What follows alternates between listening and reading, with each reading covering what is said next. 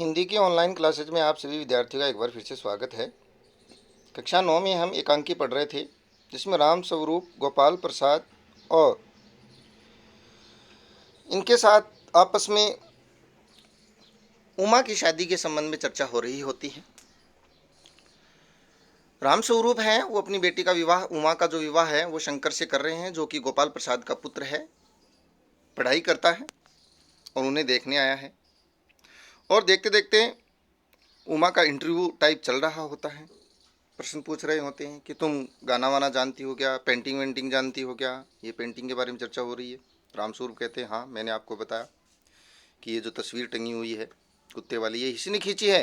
वो फिर गोपाल प्रसाद कहते हैं कि सिलाई वगैरह। रामस्वरूप कहता है कि सिलाई तो इसी के जिम्मे रहती है, यहाँ तक कि मेरी कमीजें भी। और हंसते हैं। रामस्वरूप, देखिए आगे क्या होता है। क्या उमा की सगाई शंकर के साथ हो जाती है या फिर नहीं। गोपाल प्रसाद, ठीक है, ठीक, लेकिन हाँ बेटी, तुमने कुछ इनाम विनाम भी जीते हैं। उमा चुप। अब उमा चुप क्यों है? तूफान से पहले की शांति तो नहीं है। रामस्वरूप इशारे के लिए खांसते हैं कि कुछ बोलो बेटी, लेकिन उमा चुप है, उसी तरह गर्दन झुकाए हुए है। गोपाल प्रसाद अधीर हो उठते हैं। गोपाल प्रसाद जी जो हैं वकील साहब, उनका धैर्य जवाब दे जाता है।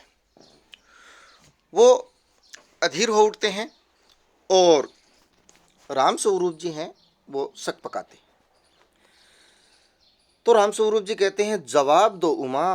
गोपाल प्रसाद से जरा शर्माती है। इनाम तो इसने। इतने में ही गोपाल प्रसाद जी बोल उठते हैं और बड़े ही रूखी आवाज में, जरा इसे भी तो मुंह खोलना चाहिए। रामस्वरूप कहता है उमा देखो, आप क्या कह रहे हैं, जवाब दो न। कि राम गोपाल प्रसाद जी क्या कह रहे हैं, थोड़ा सा बताओ, इनके प्रश्नों का जवाब दो। उमा हल्की लेकिन मजबूत आवाज में जवाब देती है। देखिए कितना शानदार जवाब होगा, क्या उत्तर होगा। क्या जवाब दूं बाबूजी? जब कुर्सी मेज बिकती है तब दुकानदार कुर्सी मेज से कुछ नहीं पूछता, सिर्फ खरीदार को दिखला देता है। पसंद आ गई तो अच्छा, वरना। रामस्वरूप चौंक कर खड़े हो जाते हैं। उमा उमा, गुस्से में उमा को रोकने का प्रयास करते हैं। जवाब बहुत अच्छा दिया है। इतनी देर से गोपाल प्रसाद जो उमा से प्रश्न कर रहे हैं, जवाब तो ऐसा ही है कि दुकानदार जब कुर्सी मेज बेचता है तो कुर्सी मेज से थोड़ी ना प्रश्न पूछता है। वो तो ग्राहक को दिखाता है कि देख लीजिए ये सामान है, ले जाइए, इतने रुपए का है। तो ठीक ऐसा ही उमा कहती है कि मैं तो एक तरीके से कुर्सी मेज की तरह हूँ, ये देखने आए हैं, देखो और ले जाओ। अब उमा आगे जवाब देती है, अब मुझे कह लेने दीजिए बाबूजी, ये जो महाशय मेरे खरीदार बनकर आए हैं, इनसे जरा पूछिए कि क्या लड़कियों के दिल नहीं होता, क्या उनके चोट नहीं लगती, क्या बेबस भेड़ बकरियां हैं जिन्हें कसाई अच्छी तरह देखभाल कर। फिर गोपाल प्रसाद ताव में आ जाते। क्यों? क्योंकि जवाब ही कुछ ऐसा दिया है कि मुझे कह लेने दीजिए पिताजी, बाबूजी मुझे कह लेने दीजिए, ये जो महाशय आए हैं मेरा खरीदार बन करके, इनसे ज़रा पूछो कि लड़कियों के दिल नहीं होती, उनकी क्या इच्छाएं नहीं होती, उनकी में क्या भावनाएं नहीं होती, उनके दिल को चोट नहीं लगती। ऐसे ऐसे प्रश्न पूछने हैं। सामान बना करके रख दिया है, हमें वस्तु बना करके रख दिया है। भेड़ बकरियां की तरह कसाई जैसे आता है टटोल कर देखता है, वैसे ही गोपाल प्रसाद इतने में गुस्से में आकर के कहते हैं, बाबू रामस्वरूप, आपने मेरी इज्जत उतारने के लिए यहाँ बुलाया था क्या? ये लड़की जो आपकी बोले जा रही है, बेइज्जती किए जा रही है। उमा तेज आवाज में, जी हाँ, और हमारी बेइज्जती नहीं होती। आपकी तो इज्जत उछल रही है, आपकी तो इज्जत उतर रही है और हमारी तो बेइज्जती नहीं होती। क्यों? क्योंकि लड़की वाले हैं ना।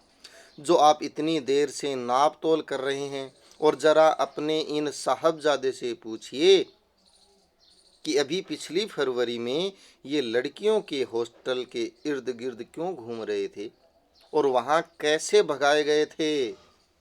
ये लो, शंकर बाबू की भी पोल आ गई। क्यों? क्योंकि उमा जिस हॉस्टल में रहती थी उसी हॉस्टल के आसपास ये शंकर बाबू भी मंडराते नजर आए थे और इनकी बढ़िया पिटाई करके वहाँ से भगाया गया था। तो वही प्रश्न उठा दिया कि आप तो हमारी इज्जती बेइज्जती की बात कर रहे हो, नाप तोल कर रहे हो। आप अपने बेटे से ही पूछ लो, लड़कियों के हॉस्टल के आसपास किस तरीके से भगाए गए थे ये। शंकर बाबू की पोल उखड़ते ही शंकर बाबू क्या कहते हैं, बाबूजी चलिए। क्यों? क्योंकि काला चिट्ठा बाहर आ रहा है। गोपाल प्रसाद, लड़कियों के हॉस्टल में? क्या तुम कॉलेज में पढ़ी हो? अरे बाप रे। गोपाल प्रसाद के तो होश फाख्ता हो गए, दुखी हो गए, परेशान हो गए। कॉलेज में पढ़ी हो? राम स्वरूप चुप, क्योंकि जवाब तो अब उमा देगी। जी हाँ, कॉलेज में पढ़ी हूँ, मैंने बीए पास किया है, कोई पाप नहीं किया, कोई चोरी नहीं की और न आपके पुत्र की तरह ताक झांक कर कायरता दिखाई है। पाप नहीं किया हमने, चोरी नहीं की है हमने। मुझे अपनी इज्जत, अपने मान का ख्याल तो है, लेकिन आप इनसे पूछिए कि ये किस तरह नौकरानी के पैरों में पड़कर अपना मुंह छिपाकर भागे थे।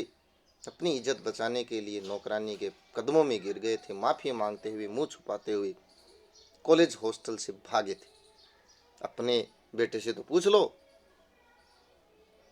कि ये किस तरह की ताक झांक करके कायरता दिखाते हैं। मैंने तो बीए पास किया है, कोई पाप तो किया नहीं। बीए पास करना कोई पाप नहीं है। मुझे अपनी इज्जत का मान ख्याल है। शायद अपने बेटे को नहीं, अपने बेटे से पूछो। राम स्वरूप उमा को डांटते हैं। उमा उमा। गोपाल प्रसाद खड़े होकर गुस्से में, बस हो चुका, बस। बाबू राम स्वरूप, आपने मेरे साथ दगा किया। दगा यानी धोखा। आपने मेरे साथ क्या किया है? धोखा किया है। आपकी लड़की बीए पास है और आपने मुझसे कहा था कि सिर्फ मैट्रिक तक पढ़ी है, सिर्फ मैट्रिक तक। लाइए, मेरी छड़ी कहाँ है? मैं चलता हूँ। बेंत ढूंढ कर उठाती हूँ। बीए पास? ओहो, गजब हो जाता। झूठ का भी कुछ ठिकाना है। आओ बेटे, चल। ये लो भी, कोई का पढ़ना, किसी का पढ़ना क्या झूठ है? पाप है, अपराध है। और ये महाशय वकील होते हुए भी कहते हैं कि बीए पास? ओह गजब, गजब हो जाता। मेरे साथ धोखा। पढ़ी लिखी लड़की से शादी करना धोखा होता है? ऐसी सोच वाले लोगों से ही समाज बर्बाद है। उमा, जी हाँ, जाइए, जरूर चले जाइए, लेकिन घर जाकर जरा यह पता लगाइएगा कि आपके लाडले बेटे के रीढ़ की हड्डी भी है या नहीं, यानी बैकबोन, बैकबोन है या नहीं।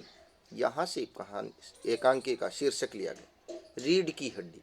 रीढ़ की हड्डी, बैकबोन, यानी हमारा मूल जो स्तंभ होता है वो रीढ़ की हड्डी, जिससे हम स्थिर होकर के बैठ सकते हैं, चल सकते हैं, स्थिरता आती है, लचीलापन आता है, जीवन हमारा सब काम करने में सुदृढ़ रहता है। रीढ़ की हड्डी मजबूत है, मुख्य स्तंभ है। तो आप अपने बेटे के बारे में जरा ये पूछ लेना कि थोड़ी बहुत रीढ़ की हड्डी बची भी है क्या, मान सम्मान इसके बचा भी है क्या। बाबू गोपाल प्रसाद के चेहरे पर बेबसी का गुस्सा है कि उत्तर नहीं दे पा रहा है। क्या उत्तर दे उसको? इस प्रकार का कोई उत्तर नहीं दे पा रहा। और उनके लड़के के मन में रुलासापन है, चेहरे पर रुलासापन है। दोनों बाहर चले जाते हैं। बाबू राम स्वरूप कुर्सी पर धम से बैठ जाते हैं। क्या करे बेटा, परेशान होकर कुर्सी पर बैठ जाते हैं। उमा सहसा चुप हो जाती है। प्रेमा का घबराहट की हालत में आना। प्रेमा, उमा, उमा रो रही है। और यह सुनकर रामस्वरूप खड़े हो जाते हैं। रतन आता है और रतन कहता है, बाबूजी, मक्खन। सब रतन की तरफ देखते हैं और पर्दा गिर जाता है, यानी एकांकी समाप्त हो जाती है। अब लेते हैं हम प्रश्नों के ऊपर। पहला हमारा प्रश्न है कि राम स्वरूप और गोपाल प्रसाद बात बात पर एक हमारा जमाना था कहकर अपने समय की तुलना वर्तमान से करते हैं। इस प्रकार की तुलना कहाँ तक तर्क संगत है? देखिए, तुलना तो सब करते हैं कि हमारे ज़माने में ऐसा होता था, हमारे ज़माने में ऐसा होता था, लेकिन हर ज़माने का वातावरण, कल्चर, संस्कृति अलग होती है। उसकी तुलना किसी दूसरे ज़माने से नहीं की जा सकती। युगों युगों की बातें हैं। अब सतयुग नहीं है, अब ये कलयुग है। तो एक प्रकार से हमारे ज़माने की तुलना दूसरे ज़माने से करना तर्क संगत तो नहीं है, लेकिन फिर भी हमें अच्छे समय की बातचीत याद रखनी ही चाहिए। राम स्वरूप का अपनी बेटी को उच्च शिक्षा दिलवाना, विवाह के लिए छिपाना, यह विरोधाभास उनकी किस व्यवस्था को उजागर करता है? देखिए, उनकी व्यवस्था। राम स्वरूप एक पुत्री के पिता हैं और जिस समय की एकांकी लिखी गई है उस समय बेटियों की शादी करना बड़ा कठिनता का काम था, बड़ा मुश्किलात का काम था। और जो पुत्र या लड़के से संबंधित व्यक्ति थे, उनकी अनेक मांगें होती थी, अजीब अजीब मांगें होती थी। तो एक पुत्री का पिता होने के नाते ये उनकी व्यवस्था आ जाती है कि उसने अपनी बेटी की शिक्षा में कोई रुकावट नहीं डाली, उच्च शिक्षा दिलवाई। और विवाह नहीं हो पा रहा है अच्छे घर में, इसके लिए वो छिपाते हैं। हर पिता अपनी बेटी के लिए अच्छा घर देखना चाहता है और इस अच्छे घर की चाह में वो बहुत सारे गलत कदम भी उठा लेता है, गलत निर्णय ले लेता है। उन्हीं में से एक निर्णय है कि वो अपनी बेटी की उच्च शिक्षा छिपा लेते हैं। तो उस समय के अनुसार बेटी के पिता होने के नाते उनकी ये व्यवस्था तर्क संगत है, लेकिन किसी प्रकार की शिक्षा से संबंधित अच्छी बातें छिपाना गलत बात है। बदलाव तभी होगा जब हम बातों को छुपाएंगे नहीं। तो इस प्रकार से हम प्रश्न का उत्तर दे सकते हैं। अपनी बेटी का रिश्ता तय करने के लिए रामस्वरूप उमा से जिस प्रकार के व्यवहार की अपेक्षा करते हैं वह उचित क्यों नहीं है? बिल्कुल उचित नहीं है। लड़की एक जीवन है, उसका अपना अस्तित्व है, उसकी अपनी भावनाएं हैं, उसकी अपनी आकांक्षाएं हैं, उसके अपने सपने होते हैं और उन सपनों को पूरा करने का उस बेटी को पूरा पूरा हक है। वर्तमान युग को देखें तो वो बेटियां अपना हक, अपना सपना पूरा कर रही हैं, लेकिन उस समय रिश्ता तय करने के लिए जिस प्रकार के व्यवहार की अपेक्षा करते हैं वो नाजायज था, गलत था। बेटी पढ़ी लिखी थी तो उस पर कोई भी निर्णय थोपा जाना, या पढ़ी लिखी हो या न हो, निर्णय किसी दूसरे का थोपा जाना बिल्कुल गलत होता है, उचित नहीं होता है। जिस प्रकार से राम स्वरूप ने कहा कि उमा तुम गा देना, बजा देना, उनके सामने थोड़ा क्रीम पाउडर लगा लेना वगैरह वगैरह, ये लड़की के व्यक्तिगत जीवन का प्रश्न है। ये जरूरी नहीं है कि वो उस चीज़ को माने ही। गोपाल प्रसाद विवाह को बिजनेस मानते हैं और राम स्वरूप अपनी बेटी की उच्च शिक्षा छिपाते हैं। क्या आप मानते हैं कि दोनों ही समान रूप से अपराधी हैं? विचार लिखिए। बिल्कुल भाई, गोपाल प्रसाद विवाह को बिजनेस का रूप देना गलत है, जिसमें लेन देन हो, बातचीत हो, धन का, दहेज का ये चर्चा हो। और रामस्वरूप अपनी बेटी की उच्च शिक्षा नहीं छिपानी चाहिए। जब बेटी को पढ़ाया ही है समाज के सामने देख करके, तो ये बात छिपने वाली भी नहीं है, एक न एक दिन पता होने ही वाली है। पता होने के बाद हो सकता है उसकी बेटी के साथ अनुचित व्यवहार हो, इसलिए एक प्रकार से दोनों ही अपराधी हैं, नहीं छिपाना चाहिए। बस थोड़ा सा इतना कह सकते हैं कि रामस्वरूप विवश हैं अपनी बेटी की शादी के लिए, इसलिए वो छिपा रहे हैं। लेकिन विवाह को बिजनेस मानना कोई व्यवस्था नहीं, ये बिल्कुल ही गलत है। आपके लाडले बेटे की रीढ़ की हड्डी भी है नहीं, इस कथन के माध्यम से शंकर की किन कमियों को उजागर किया है? शंकर की कमियां ही कमियां हैं। एक तो वो चरित्रहीन है। रीढ़ की हड्डी ना होना मतलब चरित्र। मनुष्य का चरित्र, इज्जत ही सबसे बड़ी चीज होती है। जिस प्रकार शरीर में रीढ़ की हड्डी मुख्य स्तंभ है, उसी प्रकार व्यक्ति का चरित्र। तो एक प्रकार से चरित्रहीन होना, खिसियाना, खीस निपोरने वाला, मतलब झूठी हंसी हंसने वाला दिखावटी मनुष्य है। तो बहुत सारी कमियां हैं, वो उमा ने इस एक पंक्ति के माध्यम से प्रकट कर दी है। शंकर जैसे लड़के या उमा जैसी लड़की समाज को कैसे व्यक्तित्व की जरूरत है? शंकर जैसे लड़के की जरूरत नहीं, उमा जैसी लड़की की जरूरत है, जो पढ़े लिखे हों और विरोध करते हों, गलत बातों का क्या करते हों? विरोध करते हों। ये तर्क है। अपनी बात रखते हों, पूरी सफाई के साथ रखते हों, मजबूती के साथ रखते हों, किसी प्रकार की व्यवस्था नहीं दिखाते हों। तो ऐसे लड़कों की या ऐसे लड़कियों की ज़रूरत है जो दबाव में नहीं आते, अपना हक जानते हैं, सामने अपनी बात रखने में हिचकिचाते नहीं। रीढ़ की हड्डी शीर्षक के साथ बिल्कुल रीढ़ की हड्डी जो शीर्षक है, हालांकि लास्ट के अंक में आया है, लास्ट की पैराग्राफ में आया है, लेकिन रीढ़ की हड्डी के माध्यम से शीर्षक बिल्कुल मजबूत है। लड़की हमारे समाज की रीढ़ की हड्डी है और किसी का भी चरित्र रीढ़ की हड्डी होता है तो पूरी की पूरी विचारधारा उसी के चारों तरफ घूमती है। शंकर जैसा लड़का जिसकी रीढ़ की हड्डी नहीं है, चरित्रहीन है, लड़की उमा जो उसको ये बात समझाती है कि मनुष्य को अपने चरित्र, अपने ईमान पर रखना चाहिए। कथा वस्तु के आधार पर आप किसे एकांकी का मुख्य पात्र मानते हैं, क्यों मानते हैं, इसका उत्तर हमें निबंधात्मक रूप में देना पड़ेगा।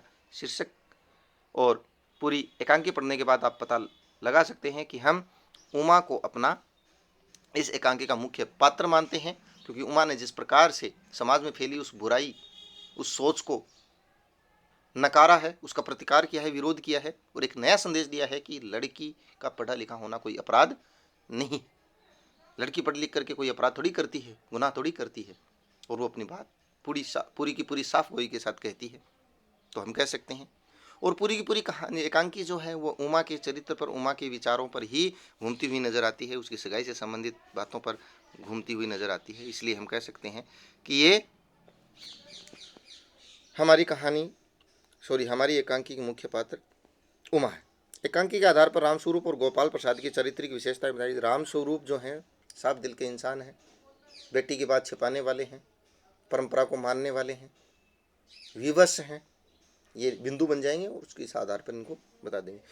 गोपाल प्रसाद लालची हैं, लोभी हैं, दक्यानुसी विचारों वाले हैं, छोटी सोच वाले हैं, पाखंडी हैं, इस प्रकार के बिंदु बना करके हम दिखा सकते हैं। शिक्षा के विरोधी हैं। एकांकी का क्या उद्देश्य है? समाज को संदेश देना कि स्त्रियों को पढ़ा लिखा होना चाहिए और लड़के लड़की को बराबर का दर्जा मिलना चाहिए।